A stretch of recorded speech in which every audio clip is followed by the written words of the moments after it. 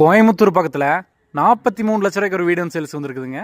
கோயம்புத்தூர்லேருந்து 20 kilometre marine college back side தாங்க இந்த வீடு வந்து அமைச்சிருக்குது. வடக்கு வாசல் வீடு, 10க்கு 17 சைஸ் ஒரு ஹாலுங்க, 10க்கு 10 சைஸ் ஒரு பெட்ரூமு, மேலே கபோர்டு இருக்கு அடிச்சிருக்காங்க வருங்க. 10 கிச்சனு, அதுவும் கபோர்டு ஒர்க் பண்ணியாச்சு.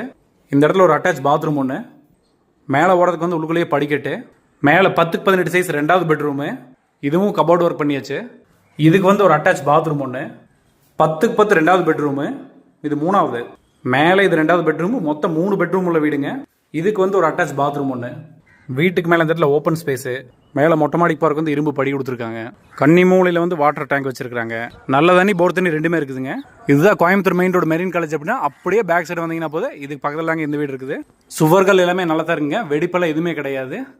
கதவை கிழக்கோட்டில் கார் பார்க்கிங்கு, ஜலமூலையில் ஒரு போரு, நல்ல தண்ணி பைப் கனெக்ஷனு, இது வந்து தண்ணி தொட்டி, கார் உள்ளவருக்கு கேட்டு. இந்த வீடு கட்டி 3.5 வருஷம் ஆச்சுங்க. கன்ஸ்ட்ரக்ஷன் நல்லா தான் இருக்குது. ஸோ நம்ம ஏன் புது வீடுகள் போடுறதில்ல அப்படின்னா 3 வருஷம் கழிச்சு பார்த்தா தான் தெரியும் வெடி வந்திருக்கலன்னு சொல்லிட்டு. இந்த வீடு வந்து பார்க்கும்போது அந்த மாதிரிலாம் எதுவுமே கிடையாது. பில்டிங் நல்லாவே இருக்குது.